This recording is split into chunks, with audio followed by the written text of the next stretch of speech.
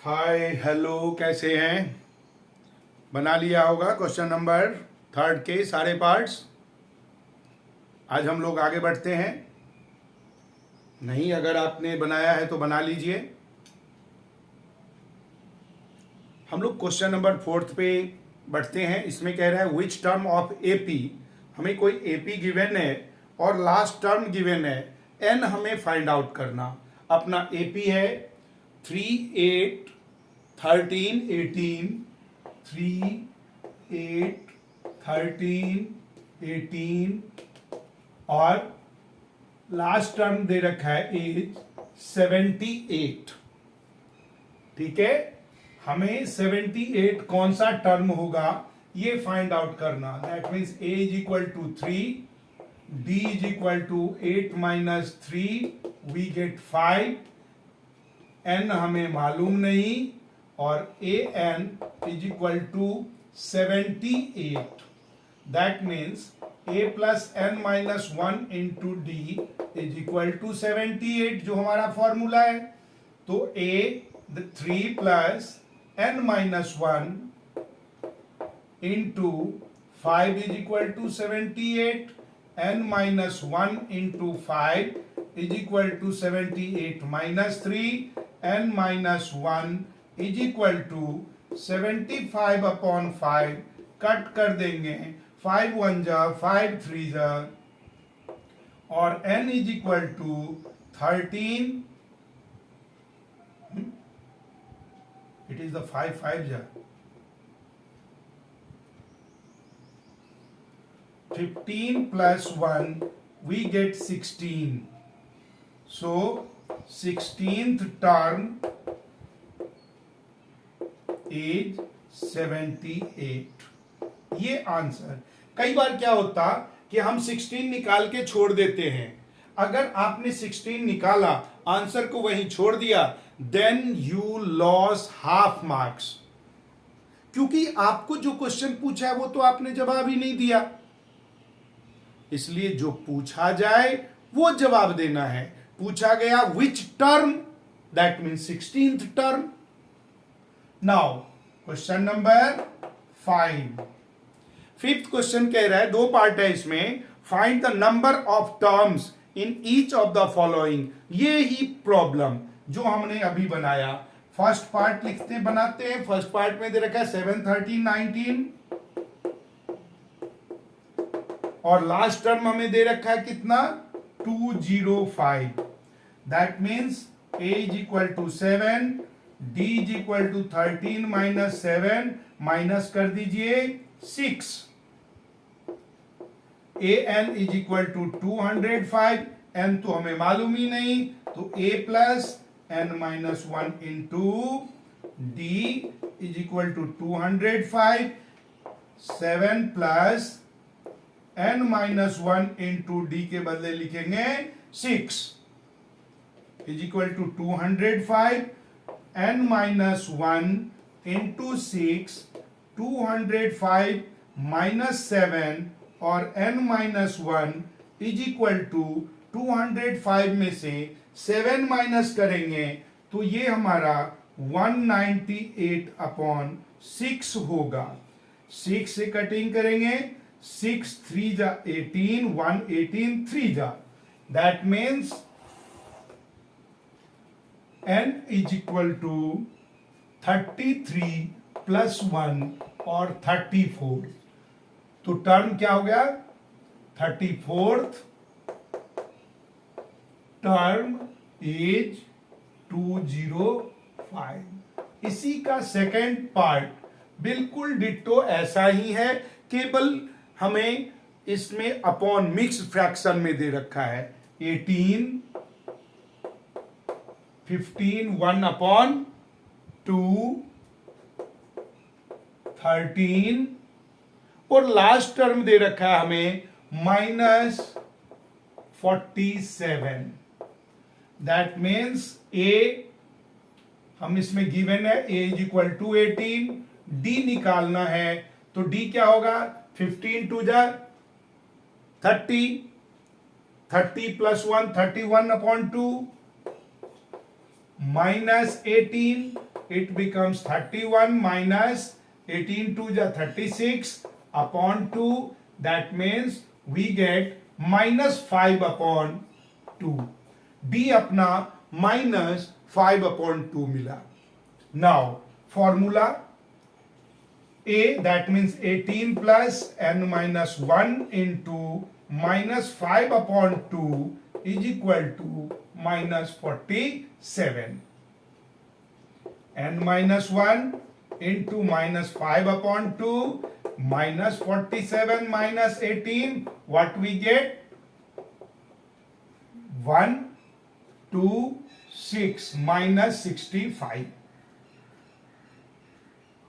So n minus 1 is equal to minus 65 into minus 2 upon 5. ये reciprocal हो जाएगा, minus minus तो plus हो के जाएगा और 65 5 से कट हो जाएगा, 5 1 जा 5 3 जा. This is equal to 26. n is equal to 26 plus 1 27. Answer क्या बना? 27th term is minus 47. आपको एक चीज और मैं बताऊं, कभी भी n जब कभी भी होगा तो वो नेचुरल नंबर ही होगा. अगर नेचुरल नंबर आपका आंसर नहीं आ रहा, आंख बंद करके समझ जाइए आपने गलती कर दिया, क्योंकि n कभी भी हमारा नेचुरल नंबर के सिवाय कुछ नहीं हो सकता.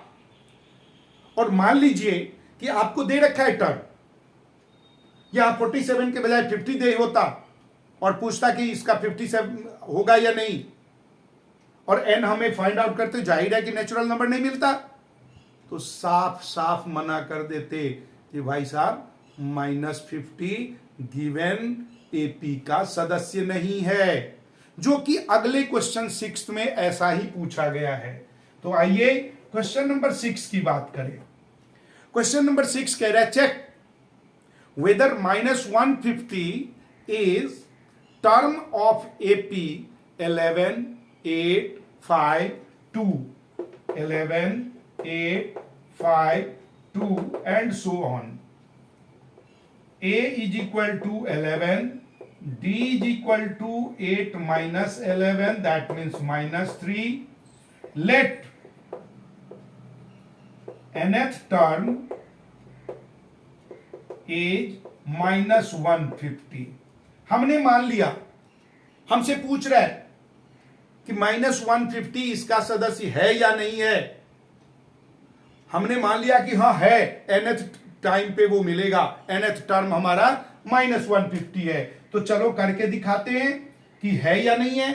n फाइंड आउट करेंगे. n फाइंड करने के बाद अगर वो नेचुरल नंबर मिला तो है, नहीं मिला तो भैया नहीं है. देखते हैं. 11 plus n minus 1 into d के जगह लिखेंगे -3 इज इक्वल टू -150 और n माइनस 1 इंटू -3 -150 माइनस 11 और n minus 1 is equal to -161 upon -3. Minus minus cancel, अब जगह कम रह गया तो हम इसको साफ कर देते हैं.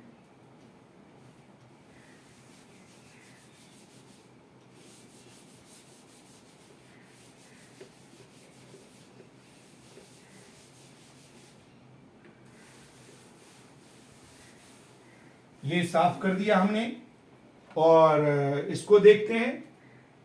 n minus 1 is equal to 161 upon 3. Cut कीजिए.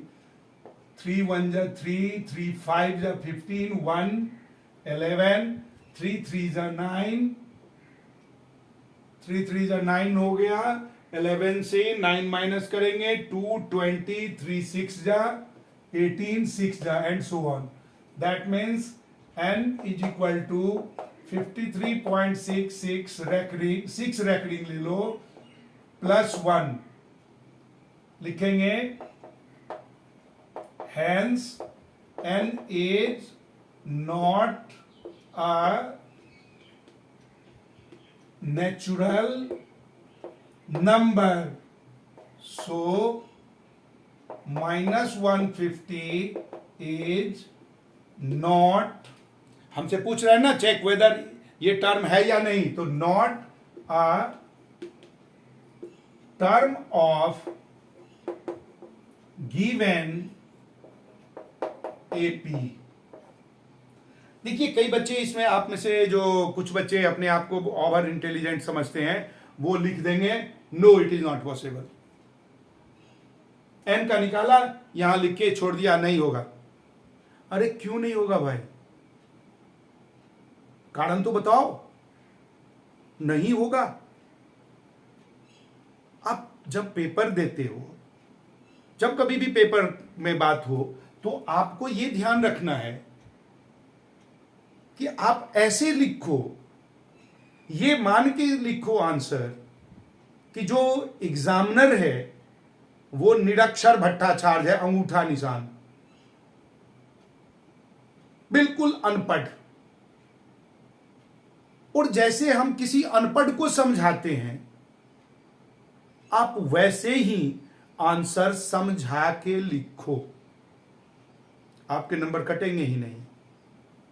अगर आप मान लोगे कि अरे इतना तो मास्टर को आता होगा, मास्टर है ना, तो भाई साहब मास्टर को तो सब आता है, और जो मास्टर को खुद आता है उसका नंबर आपको क्यों दे?